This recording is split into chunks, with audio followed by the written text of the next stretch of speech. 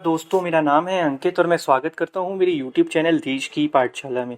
दोस्तों, आज हम डिस्कस करेंगे यूपी और बिहार के बारे में। हम सब जानते हैं कि ये दोनों जो राज्य हैं, भारत के सबसे मोस्ट पॉपुलस स्टेट है, जहाँ पर सबसे ज़्यादा यूथ पॉपुलेशन रिसाइड करती है। हम सब जानते हैं कि यूथ का कितना इंपॉर्टेंट रोल है एक देश के डेवलपमेंट में और एक देश के विकास में।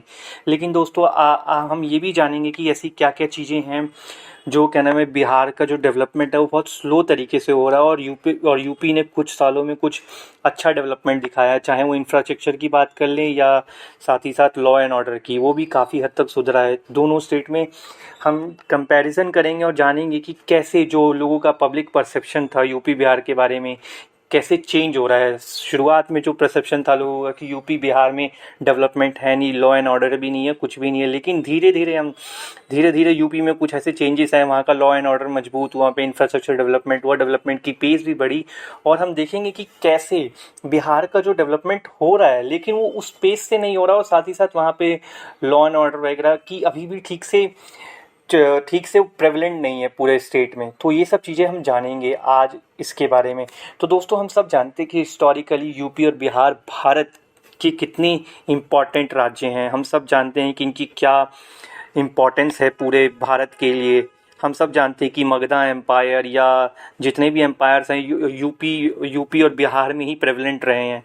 चाहे आप बात कर लें हर्षवर्धन रूल की यूपी में, चाहे आप बात कर लें मगधा एम्पायर की जो बिहार में प्रेवलेंट था। हम सब जानते हैं कि बिहार जो एक एजुकेशन हब भी था। हम सब जानते हैं नालंदा यूनिवर्सिटी वहाँ पर सिचुएटेड थी, और कितना कितना रिच था बिहार पहले, और उसके बाद आज के बिहार में बहुत सी चीज़ें ऐसी हैं जो चेंज हो गई हैं। तो दोस्तों, हम शुरू करते हैं। तो दोस्तों, आज हम कंपैरिजन करते हैं सबसे पहले कि जो बेसिकली हम सबसे पहले जीडीपी तय कर लेते हैं कि क्या। दोस्तों, हम सब जानते हैं कि जो यूपी की पॉपुलेशन जो है बेसिकली हमारे बिहार से ज़्यादा है।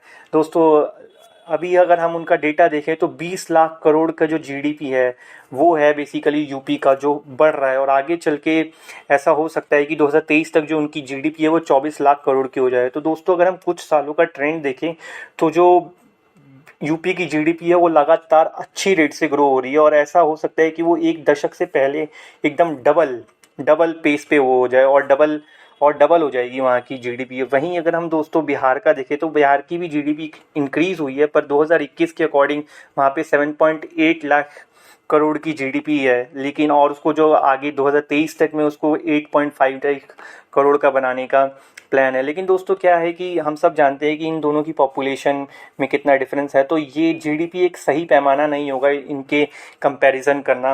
लेकिन हम पर कैपिटा इनकम की बात कर लेते हैं। दोस्तों, पर कैपिटा इनकम में अगर हम देखेंगे तो जो हमारा बिहार है उसमें हम देखेंगे कि वहाँ पर कैपिटा इनकम सिर्फ 49,470 है, ये 21-22 के डेटा के अकॉर्डिंग। और दोस्तों, अगर हम यूपी की बात करें वहीं पे, तो यूपी का जो है वो 70,792 समथिंग है।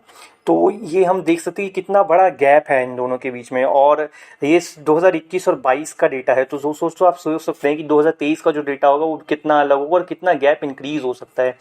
और हम इसमें डिस्कस करते हैं कि दोस्तों क्या क्या रीज़न हैं जो बेसिकली बिहार के डेवलपमेंट में वो नहीं हो पा रहा। दोस्तों, इसके अलावा एक नीति आयोग के मल्टी डायमेंशनल पॉवर्टी इंडेक्स आया था, जिसमें दोस्तों दिखाया गया कि बिहार की जो गरीबी है बहुत ज़्यादा हो गई है, और साथ ही साथ यूपी भी ऐसी कोई अच्छी स्टेज पे नहीं है, पर फिर भी बिहार से काफ़ी अच्छे उस पर ग्रो कर रहा है। और साथ ही साथ वहाँ की पॉवर्टी बिहार से थोड़ी सी काफ़ी ठीक हो गई है पहले से, लेकिन बिहार वो आज भी उस प्रॉब्लम से जूझ ही रहा है। तो दोस्तों, आज हम शुरू करते हैं और डिस्कस करते हैं इसके बारे में। ठीक है दोस्तों। तो दोस्तों, अब हम जानते हैं कि क्या रीज़न है कि हमारे जो यूपी और बिहार में थोड़ा चेंज आने को मिला। दोस्तों, हम देखेंगे कि स्टेबिलिटी ऑफ गवर्नमेंट बहुत ज़रूरी है। स्टेबिलिटी ऑफ गवर्नमेंट होती है तो एक गवर्नमेंट जो है अपने काम को पूरा अच्छे से कम वो कर सकती है। दोस्तों, हम जानें जैसा कि हम सब जानते हैं कि पिछले 2 दशक से योगी आदित्यनाथ जो हैं यूपी के सीएम है, तो वहाँ पे गवर्नमेंट स्टेबिलिटी आई, जिसके चक्कर में वहाँ पे लॉ एंड ऑर्डर अच्छा हुआ, और साथ ही साथ इंफ्रास्ट्रक्चर डेवलपमेंट प्रोजेक्ट हुए, चाहे वो एयरपोर्ट का डेवलपमेंट हो या यूनिवर्सिटीज़ का डेवलपमेंट हो या और भी इंफ्रास्ट्रक्चर का डेवलपमेंट हो, रोड सड़कें, इन सब चीज़ों का डेवलपमेंट जो है यूपी में गवर्नमेंट स्टेबिलिटी के चक्कर में काफ़ी हद तक प्रमोट हुआ। लेकिन दोस्तों, हम सब जानते हैं कि बिहार में जो है हमारी वहाँ पे पॉलिटिकल स्टेबिलिटी गवर्नमेंट है, वहाँ पर बेसिकली ऐसा पॉलिटिकल स्ट्रगल नहीं है जैसा यहाँ यूपी में हम देखेंगे। दोस्तों हम सब जानते हैं कि पिछले कई कई दशक से पहले आरजेडी की सरकार, राबड़ी देवी ने 20 साल तक रूल किया। उसके बाद जो है यहाँ नीतीश कुमार लगातार जीते जा रहे हैं, और वहीं पर तो वहाँ पे जो एक पॉलिटिकल स्टेबिलिटी आ गई। अगर पॉलिटिक्स में स्ट्रगल ना हो तो क्या है कि वो स्टेट का वेलफेयर नहीं होगा, वहाँ के लोगों का वेलफेयर नहीं होगा। लेकिन अगर हम यहाँ यूपी के कॉन्टेक्स्ट में देखें तो यूपी का जो आप देखेंगे कि वहाँ पे बहुत समय से पॉलिटिकल स्ट्रक्चर है, चाहे फिर वो कास्ट बेस्ड पॉलिटिक्स हो, चाहे बीएसपी, एसपी और बीजेपी की बात करें, तो दोस्तों इनमें कॉन्टीन्यूस स्ट्रगल है। और जब भी ये आते हैं तो ये इनके जो स्ट्रगल का फ़ायदा है वो वहाँ की पब्लिक को मिलता है और उन्हें डेवलपमेंट देखने को मिलती है। तो दोस्तों ये एक रीज़न हो सकता है जो बिहार आज भी थोड़ा सा पीछे है, क्योंकि वहाँ पर एक पॉलिटिकल स्टेबिलिटी गवर्नमेंट है जो लगातार एक ही इंसान है और इतना इतना अच्छा केपेबल नहीं बनाया। और दोस्तों मैं बताना चाहूँगा कि हम सब जानते हैं कि राबड़ी देवी के रूल में और जो बेसिकली आरजेडी का रूल था उसमें बिहार को जंगल राज के तौर पे कहा जाता था। उसके अलावा दोस्तों अगर हम डेवलपमेंट का पैमाना देखें, अर्बनाइजेशन, तो दोस्तों हम अर्बनाइजेशन भी देखेंगे तो जो यूपी का अर्बनाइजेशन रेट है वो 22% जो लोग हैं वहाँ पे अर्बन एरियाज़ में रिसाइड करते हैं। वही बिहार में जो रेट है वो बहुत ही ज़्यादा कम है दोस्तों। तो हम ये देख सकते हैं कि अर्बनाइजेशन भी एक डेवलपमेंट का बहुत इंपॉर्टेंट पैमाना है। उसके अलावा दोस्तों लिटरेसी रेट भी अगर हम डिस्कस करें तो लिटरेसी रेट भी जो है बिहार का और यूपी के में काफ़ी डिफरेंस है।